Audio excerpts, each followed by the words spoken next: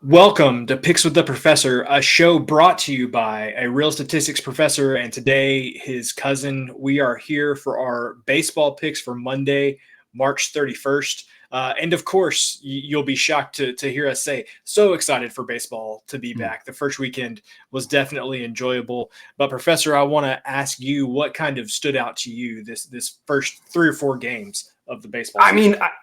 I mean, what didn't stand out at this point? I mean, you've got like the Dodgers are never going to lose, which honestly, I think we kind of knew that coming into the season, right? You know, the Yankees bats, I don't know, like, I know some of the Milwaukee pitchers were not happy with this. And now I'm like, we have like a bat scandal on our hands. And when you say that, you usually mean like the people swinging the bats, but it's like if you've been under a rock, it's like literally the bats. It's the literal bats that are causing concerns. And I saw I saw today on one game. It wasn't even the Yankees game. It was like a different game. They were like going over the rules of bats from the rule book. They had it on the screen and everything. So it's like it's a cross. And now I'm like, is every team going to start making bats like this now? And I don't know. This is going to get weird. I agree. We're gonna have to figure out who's using these bats, and then now we got to start the analysis on are the bats mattering. At first, I was a little skeptical, despite 20 runs because that was such great weather, and then Sunday's weather was terrible. They put up like 10 again or something. Yeah. And so double digits again, and 50 degrees and 20-mile-an-hour winds blowing in, and you know, so there's that. And of course, the other one I think is the Braves. I mean, are they ever going to hit? Are their bats ever going to show up? Yeah. Not and I don't want to get this misconstrued, right? We thought the Braves were underpriced and undervalued, and maybe that was right, maybe that was wrong. The results weren't there, obviously. You know, it's still a small sample size to necessarily say that. We didn't go into this necessarily thinking the Padres would be terrible. So it wasn't that we thought the Padres would go 0-162. We just kind of thought they were a tier behind the Braves, and maybe they aren't. They definitely have some good starting pitching. We just, we're really high on the Braves, and maybe that, maybe it's just 4 games or 3 games for each team at this point. But, it has to be a little bit of a concern for the Braves, not just that they've lost, but the way they've lost with just zero offensive production. Yeah, I tend to agree with you. You kind of encapsulated a lot of my thoughts there. Of course, the bats. You literally can't watch any game without them talking about the Yankees bats again, the literal bats. So that was definitely one thing of it. But kind of to encapsulate what you just said, I'm definitely watching the Braves Dodgers series this coming week because we're not going to talk about it on this show. But I'm like you. It feels like the Dodgers can't lose, and at this point, it's like, can the Braves score 2 runs? And of course we know they'll come around. It's 4 games, but I'm definitely going to be watching that one to see how the Braves bounce back, or if the Dodgers still feel inevitable after that series with the Braves. So, but yeah, it just in general, good to have baseball back. Look, let me ask you this, because usually Dodgers Braves has been the last several years. It's felt like it's been in the middle of the season. And it's felt like a rare gem in the desert of the summer of like, oh man, we get a really good series here. This feels like the most concerning we've ever been entering this series, where usually we're just excited. And now I feel like we're entering this series like, is this team okay? Is this going to be a rout? Like, and I don't think we've ever wondered that before. And again, the Braves, it's not necessarily panic time, but I mean, you have to go into it wondering like, this is like a little trepidation of like the Braves could get swept and start 0-7. Like, what? That'd be crazy. Yeah, I mean that's possible. Yes, I think if that were to occur, I think that still says more to me about the Dodgers than it does about the Braves.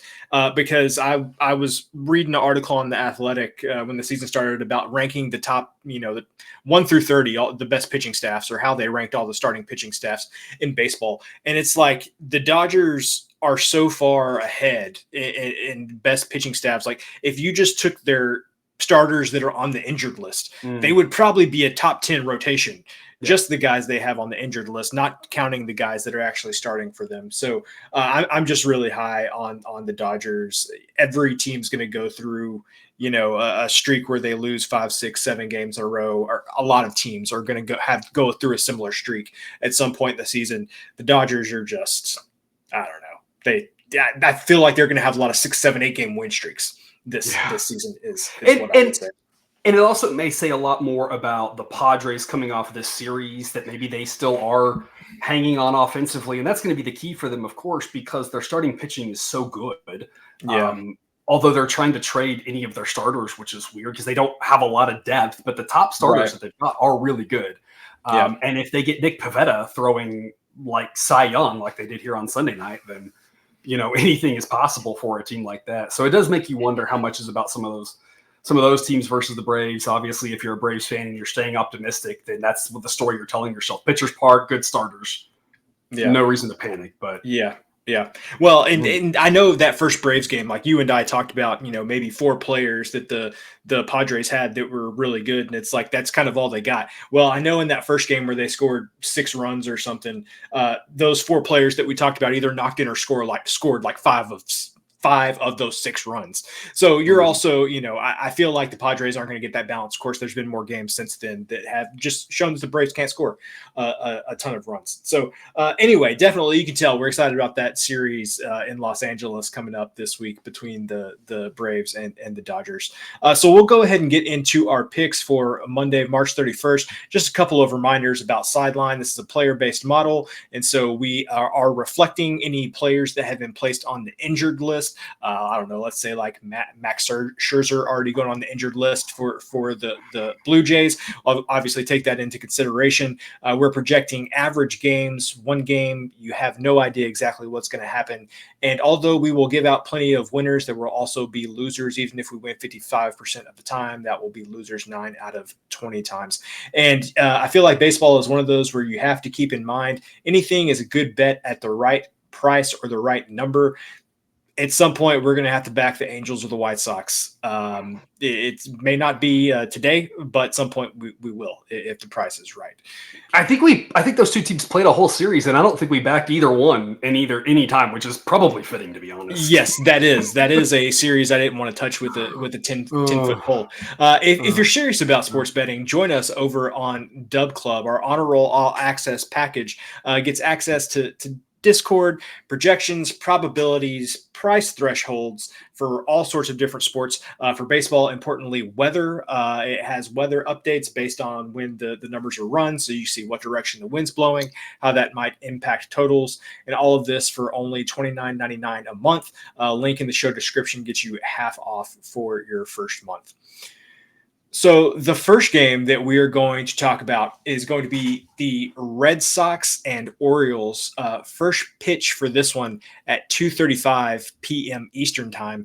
Sean Newcomb versus, I'm going to go with Mari's grandson, Cade Povich.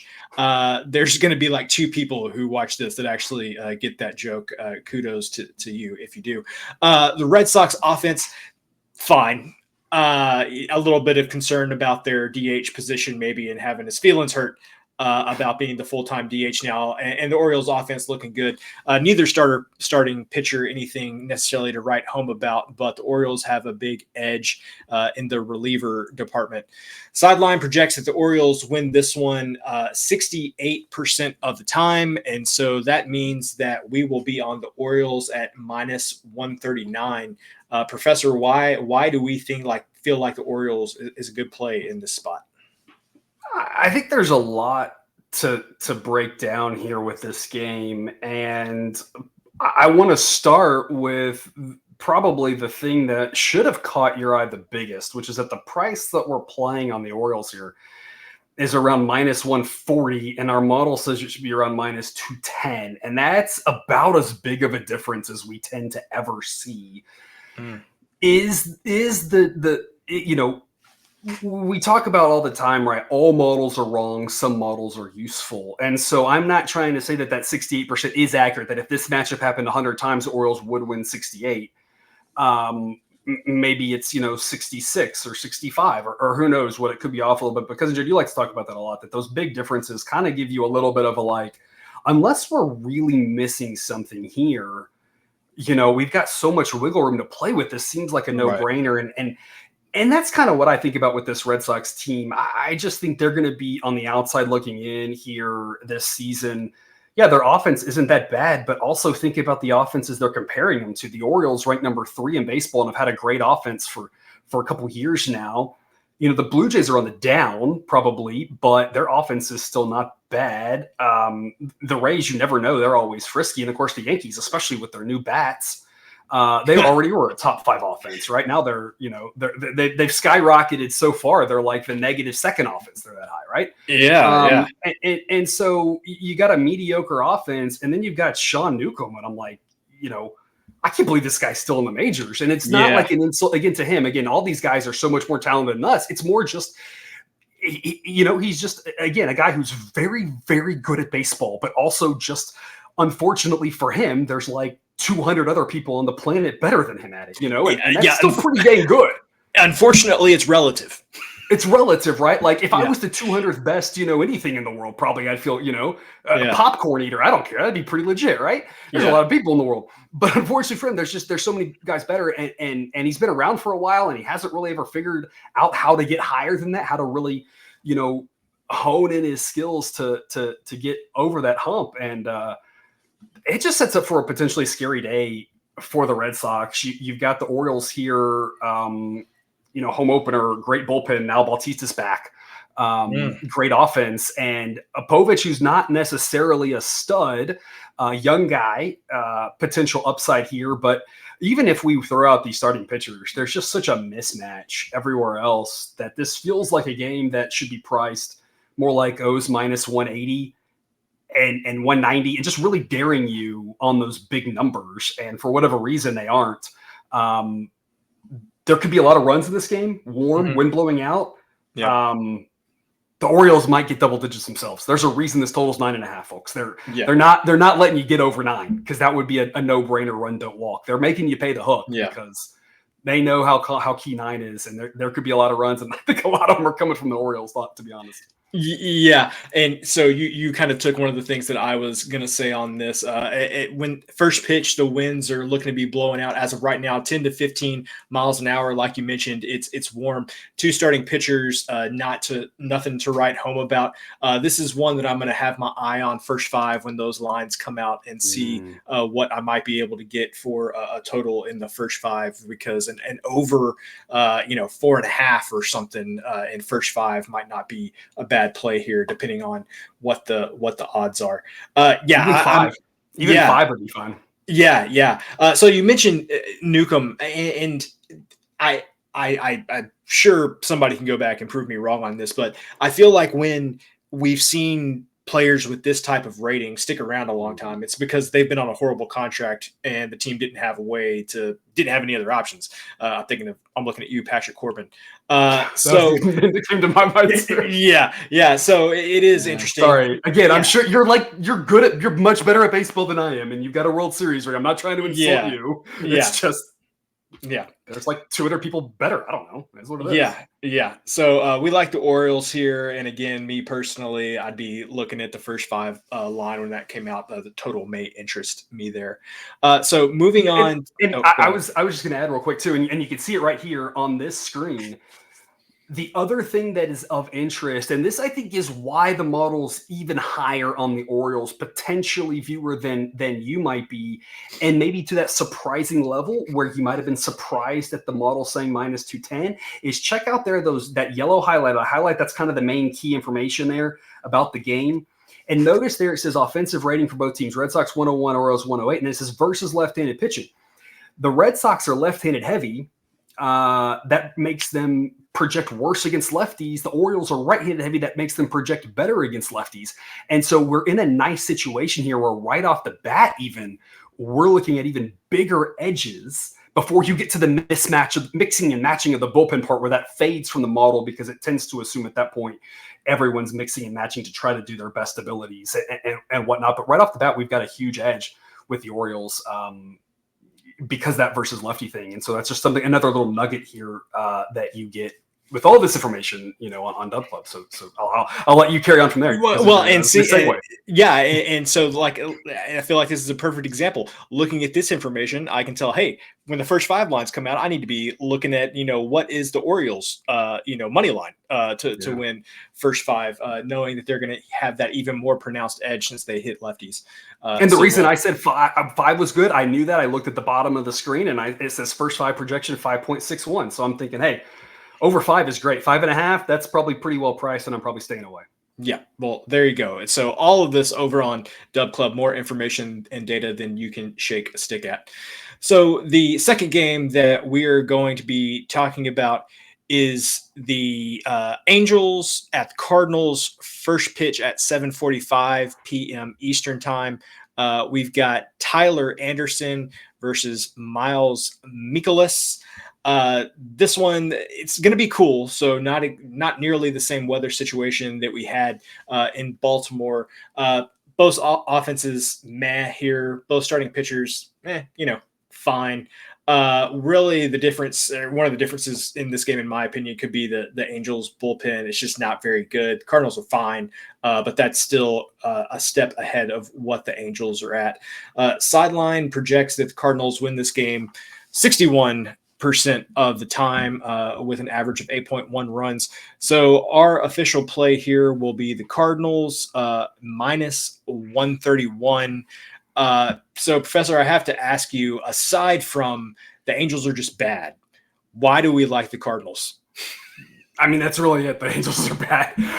We actually backed the Cardinals a few times, this weekend, and it seemed to work well. I know it worked well for us on Sunday. My memory, I can't, going back further than that, I don't even remember. But it seems like the Cardinals are playing relatively well, especially for a team that's already kind of, told us that they're, already in sell mode.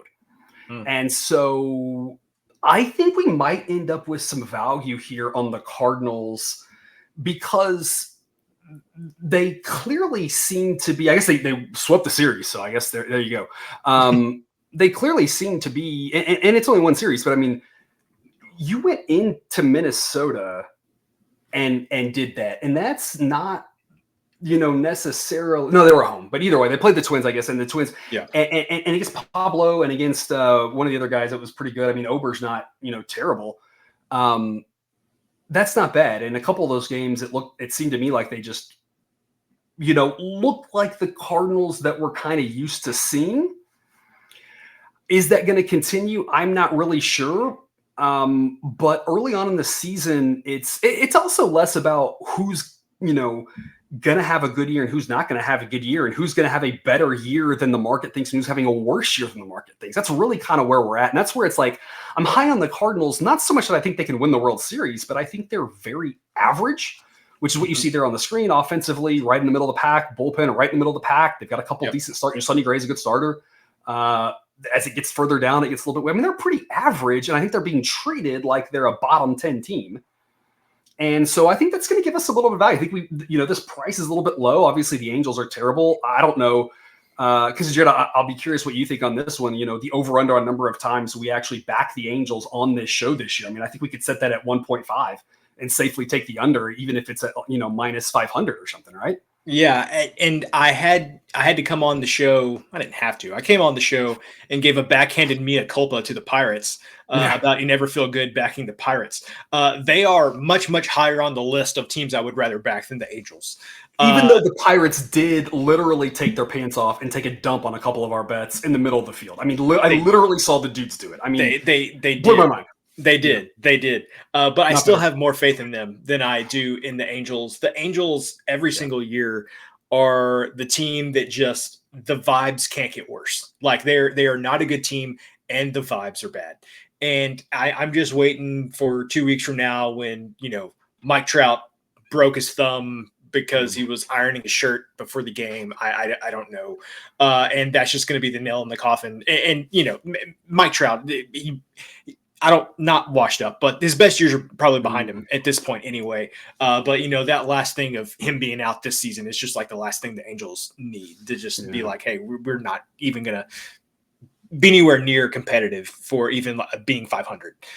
So yeah, I'm just not high on the Angels. I'll love to fade the Angels.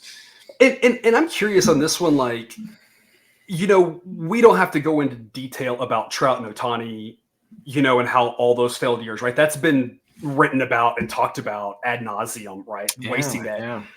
I think the thing that gets lost, and I think you just touched on it there, is like, I'm not sure how good Mike Trout is anymore.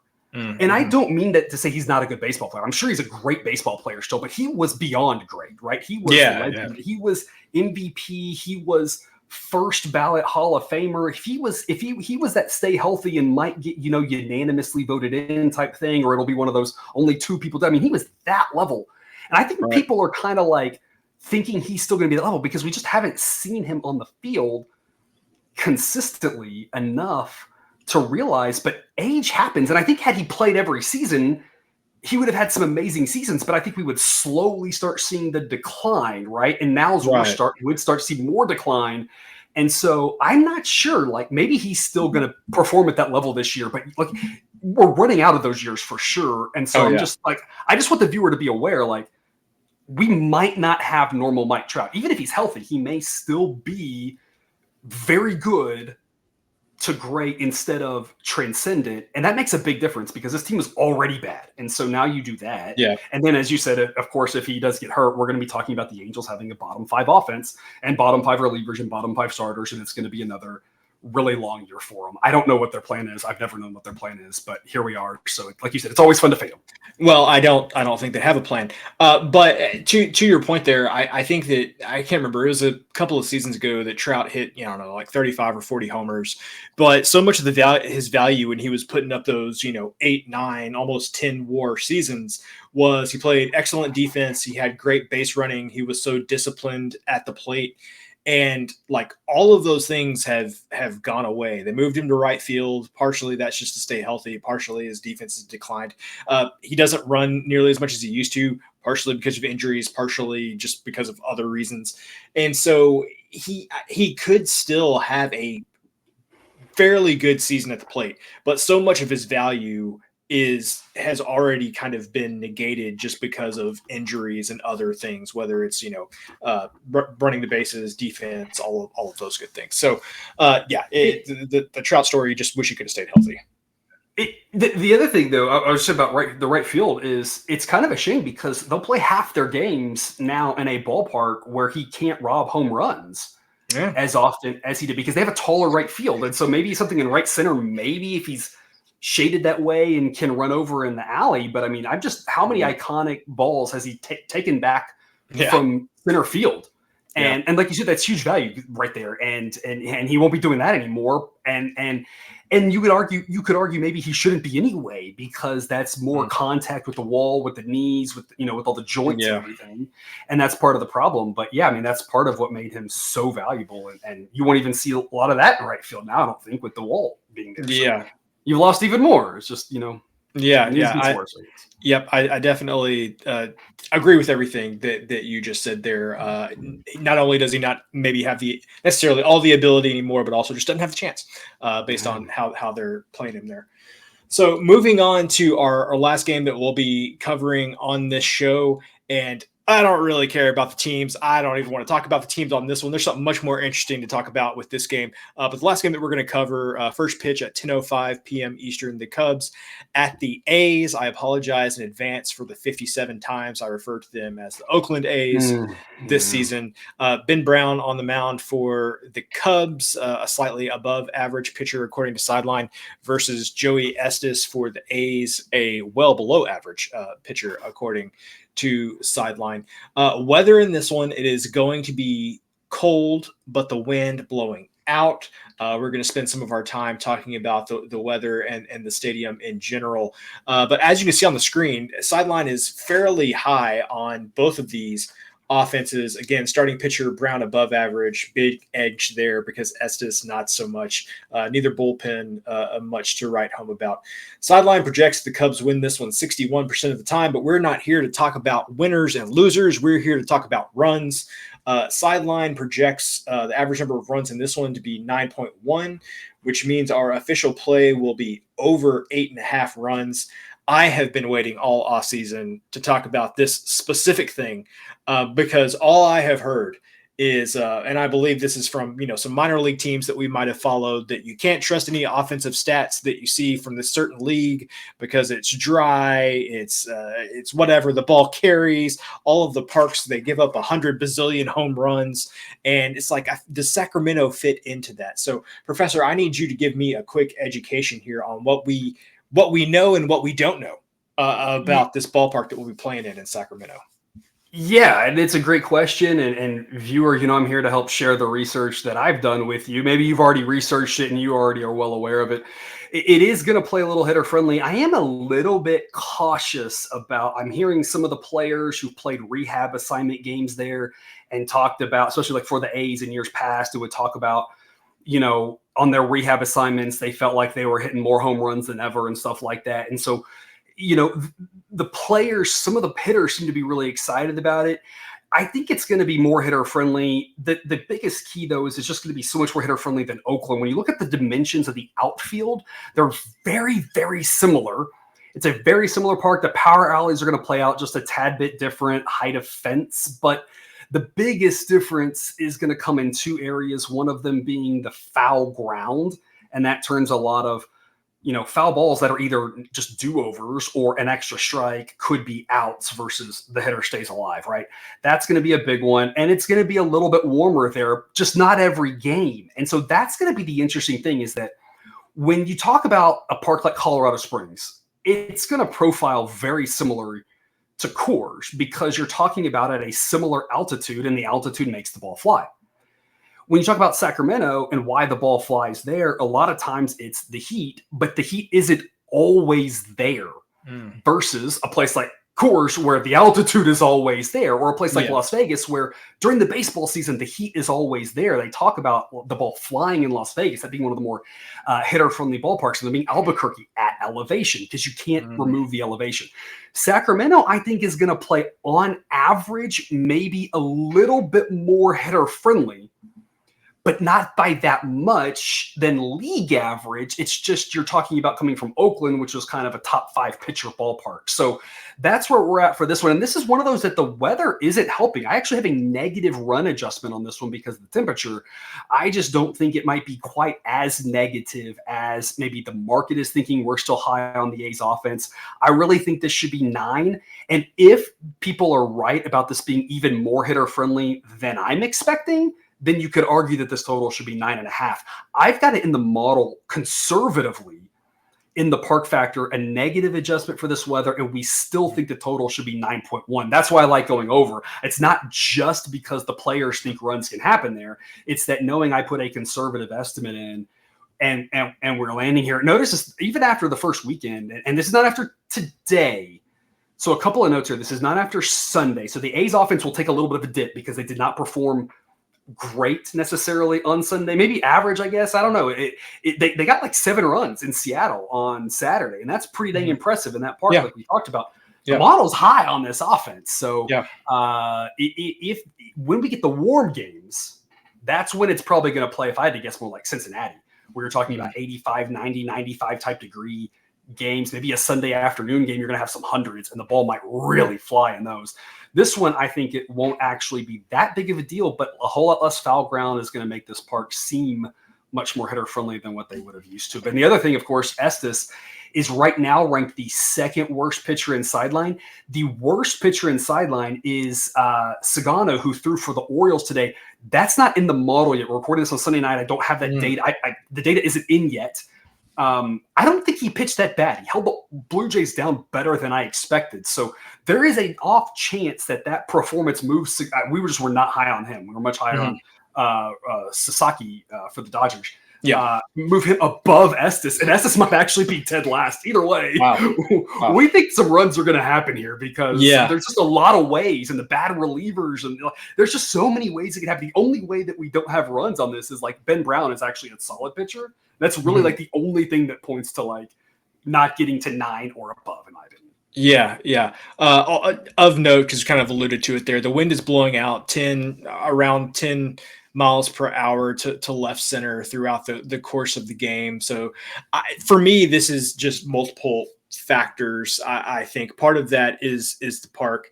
I think that, even though we know of this change, it's going to be hard for people to wrap their minds around how different it's going to be from the Coliseum, how much less foul ground there is. If sideline is even half right and the A's have a top 10, top 12 offense, I can almost promise you they're not being priced like that, especially after, having a series in Seattle where, to your point, what can you really gauge after a series in Seattle? So I just think there's a big confluence of events here that could lead to some good plays on overs here on the A's when they're playing at home early in the season. I'm excited about it.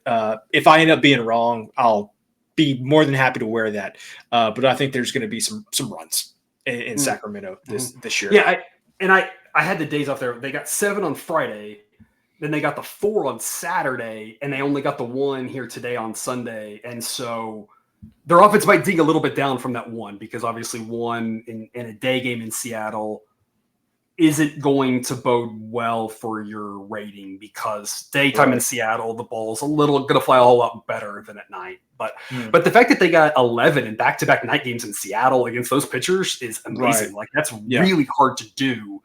Unless you get the tomahawk bats or whatever, then I don't know. Then maybe you should have scored 30. I don't know.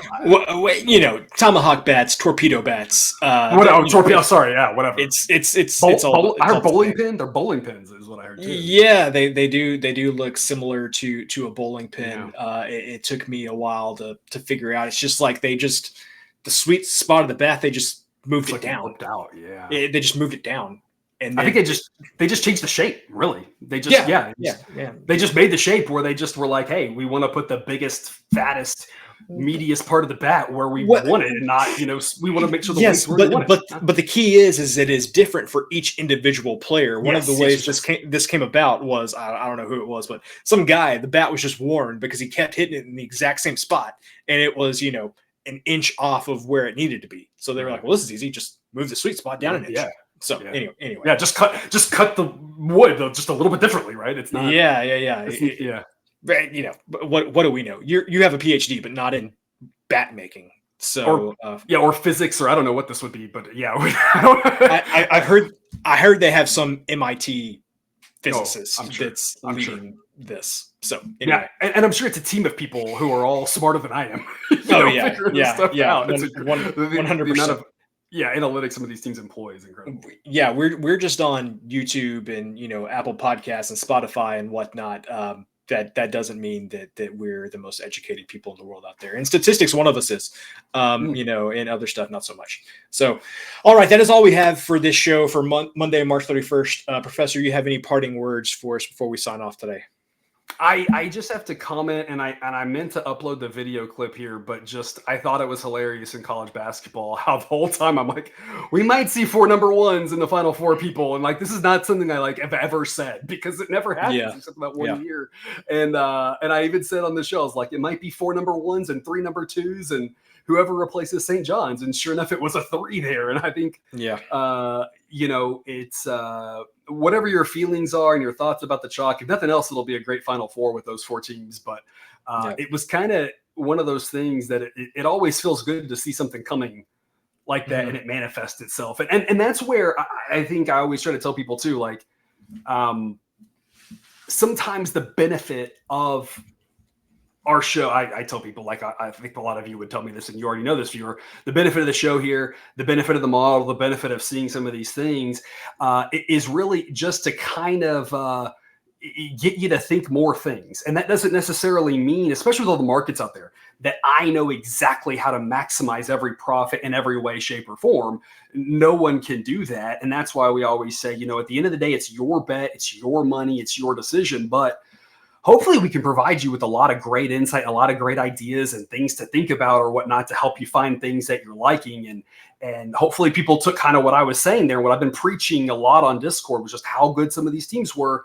And I gave some ways to profit off it. And hopefully other people found some ways to profit off of it too, because I would hate for that great insight to have been wasted somehow. Yeah. And, nobody likes, talking about your brackets, like talking about your fantasy football team. You're the only person that cares. But especially this year, if you have all the number 4, if you have all 4 Final Four, like, are you bragging about that? Like, because people are just gonna be like, you do that every year, loser. Yeah, exactly. And so I filled out my bracket and I ended up with like all 1s and 2s. And I was like, okay, well, this never actually happens. Never happens. And so the team that I picked to go to the national championship game was Texas Tech.